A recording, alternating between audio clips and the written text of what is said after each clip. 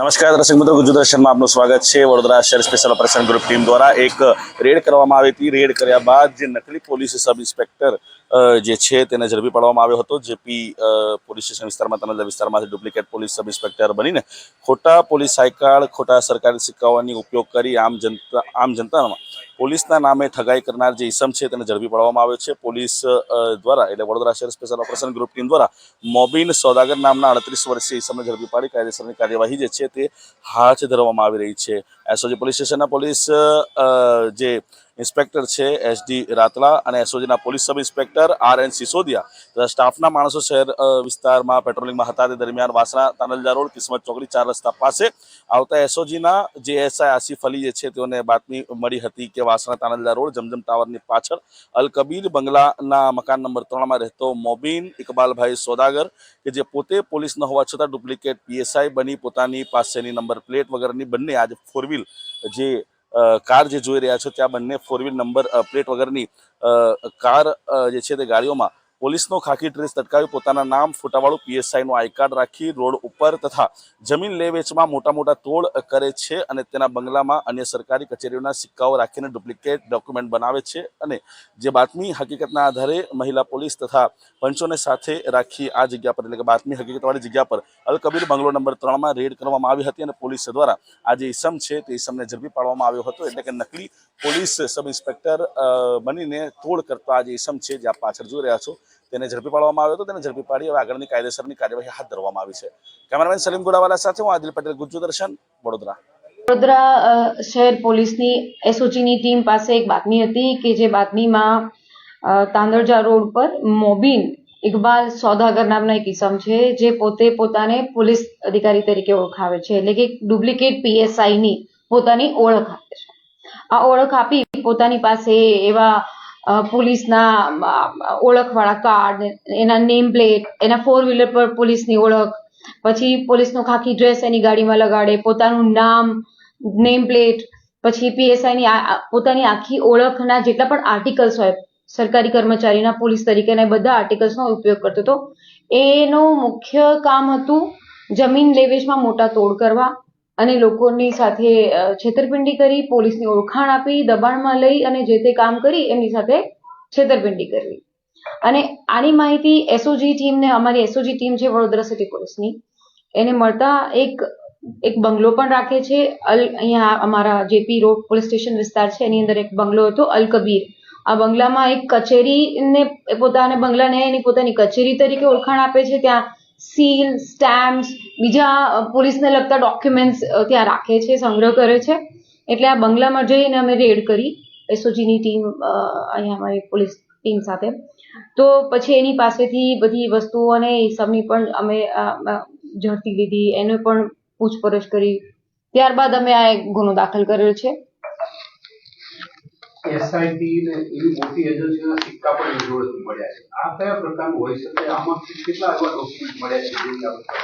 ઘણા બધા, લગભગ 22 જેટલા અલગ અલગ એની પાસે કાર્ડ મળેલા છે, એની પાસે સીલ મળ્યા છે, એની પાસે નેમ પ્લેટ છે, એરગન છે, પછી પોતાના નામના આધાર કાર્ડ છે, પોલીસ ઓળખાણ સિવાયના ઘણા બધા આધાર કાર્ડ છે, પાન કાર્ડ છે, ચૂંટણી કાર્ડ છે, એવા ડુપ્લિકેટ, બરાબર।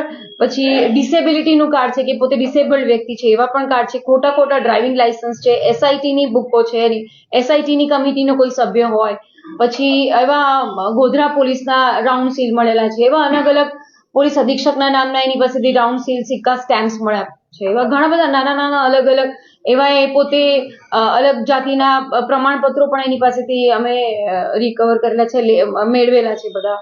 એવી રીતની બધી આખી અલગ અલગ 22 પ્રકારના અત્યારે હાલ અમારી પાસે એના સરકારી જે કાર્ય પદ્ધતિમાં ઉપયોગ થતા એવા બધા આર્ટિકલ્સ એકત્રિત કરેલા છે। હવે શું કયો પ્રકારનો એની સામે ગુનો દાખલ થશે, કયા પ્રકારે કાર્યવાહી, અને લોકો જે છેતરપિંડીનો ભોગ બન્યા એમને શું અપીલ?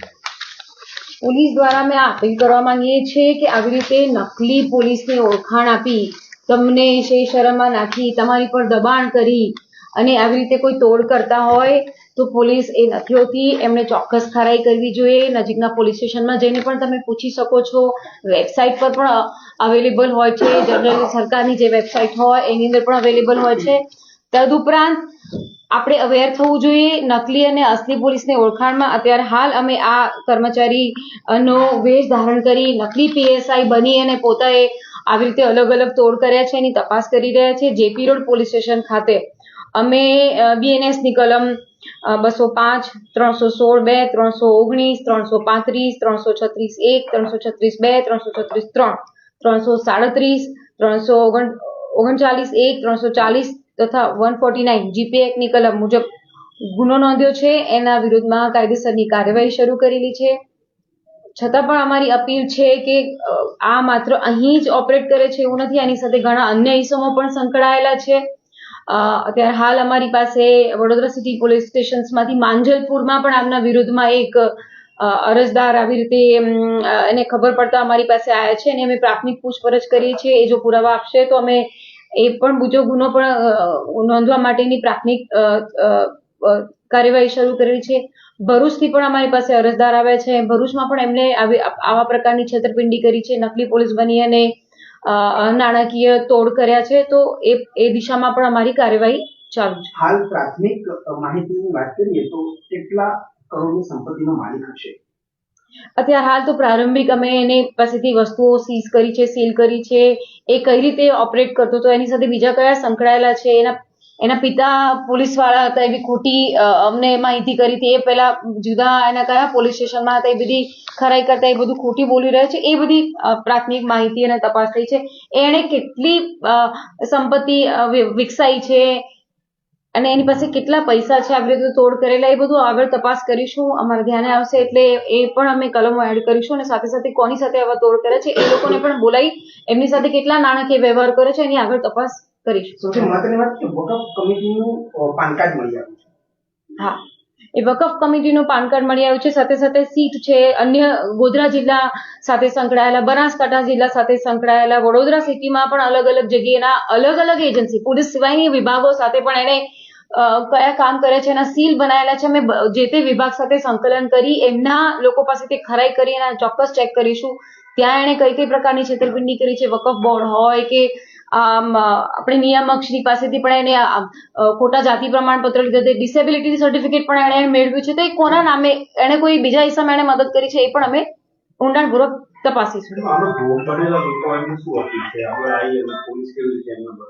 બિલકુલ ચોક્કસ પોલીસ આમાં બહુ પ્રોએક્ટિવલી કામ કરી રહી છે. આ અમારી એસઓજીની ટીમે બહુ મહેનત કરીને આ મુખ્ય સૂત્રધાર સુધી પહોંચ્યા છે. અન્ય ઇસમો કોણ કોણ છે એની સાથે એ ગેંગની પણ તપાસ અત્યારે હાલ ચાલુ છે. પોલીસના માધ્યમ વડોદરા સિટી પોલીસ આપને એ જ કહી રહી છે આપના માધ્યમથી કે આ પ્રકારના ઇસમો જો નકલી પીએસઆઈ, નકલી પોલીસ અધિકારી બનીને આપની સાથે છેતરપિંડી કરતા હોય તો તમે ચોક્કસ એકવાર ખરાઈ કરો. નજીકના પોલીસ મથકમાં જઈ શકો છો, ઓનલાઈન વેબસાઇટ પર પણ ચેક કરી શકો છો.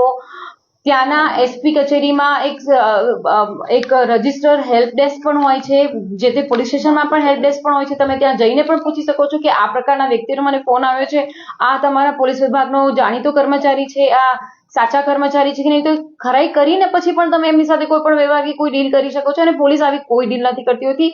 પોલીસ હંમેશા 112 નંબરથી પણ તમે ટ્રેસ કરાવી શકો છો. તમે જે તે પોલીસ વિભાગની ઉચ્ચ કચેરીમાં પણ જઈને ચેક કરાવી શકો છો. પણ ક્યારેય પોલીસ આ પ્રકારના તોડ નથી કરતી હોતી. પોલીસ ક્યારેય આવી રીતે અનામી કચેરીઓમાં બેસતી નથી હોતી. તો આપને અપીલ છે કે ચોક્કસ ખરાઈ કરો. જે રીતે આરોપી અત્યારે પકડ્યો છે એનું બેકગ્રાઉન્ડ શું છે, કેવી રીતે શું કરતો, ખાલી આ ધંધા સાથે જ છેતરપિંડી કરેલો છે કે એના સિવાય પણ એનું કોઈ બીજું બેકગ્રાઉન્ડ છે? અત્યારે હાલ તો ઘણી બધી પૂછપરછ ચાલુ છે. અત્યારે હાલ એ અલગ અલગ દિશામાં પોલીસને માહિતી આપતો હોય છે કે મારા પિતાજી પોલીસમાં હતા પણ એ વાત અમે ખરાઈ કરતા નથી. એ પ્રકારની હકીકત પછી એ કોઈ પહેલા ટ્રાવેલ્સના ધંધામાં સંકળાયેલા હતા, એના પહેલા એના બીજા કોઈ અન્ય પ્રકારના ધંધા હતા, એના પછી અત્યારે હાલ જમીનો સાથે સંકળાયેલો ધંધો છે. અને એ અત્યારે હાલ આગળ પૂછપરછ પોલીસની જેમ જેમ વધશે, જેમ જેમ તપાસ આગળ વધશે, અમે હાલ રિમાન્ડની પણ માંગણી કરી છે. આ ગુનાના આધારે, રિમાન્ડના આધારે કઈ કઈ એજન્સી સાથે સંકળાયેલા છે, કયા વિભાગો સાથે એને કેવી રીતના કઈ ઓપરેશન કરીને કયા એમઓથી એને છેતરપિંડી કરી છે, આગળ તપાસ કરી. સીલ જે છે કઈ બનાવ્યા છે, કઈ દિશામાં તપાસ કરી? હા, એ દિશામાં અમારી તપાસ ચાલુ છે. કયા વિભાગમાં સીલ માં ઓથોરિટી કઈ છે, સાચા અને જે રજિસ્ટર વિભાગ હોય એની સાથે પણ અમે સંકલન કરી અને આ ખોટા સીલ બનાવ્યા છે, સાચા સીલ બનાવ્યા છે, સીલ બનાવવા માટે કઈ એજન્સી એને મદદ કરી છે એ પણ તપાસ. ગુનાહિત ઇતિહાસ ધરાવે છે? અત્યારે હાલ અમે એની તપાસ ચાલુ છે. ધીમે ધીમે અરજદારો આવી રહ્યા છે. ક્યાંક અરજી હશે, ક્યાંક ગુના હશે, એ હાલ તપાસ ચાલુ છે. અત્યારે હાલમાં જે મળી આવ્યા છે ખાસ કરીને, હા. તો એ દિશામાં તપાસ બાદ જો કદાચ કોઈ કાર્યવાહી કરવાની થશે તો એવા ડિપાર્ટમેન્ટમાં પણ કાર્યવાહી ચોક્કસ કોઈ ડિપાર્ટમેન્ટના કોઈ કર્મચારી સંકળાયેલા છે આવા નકલી સિક્કા બનાવવામાં, એને ઓથોરિટી આપી રહ્યા છે અને સાથે મળીને કરી રહ્યા છે, તો અમે અન્ય વિભાગ સાથે પણ કડકાઈથી કામ લઈશું. જો કોઈ વિભાગે એને મદદ કરી છે તો એ કર્મચારી ઓકે થેન્ક યુ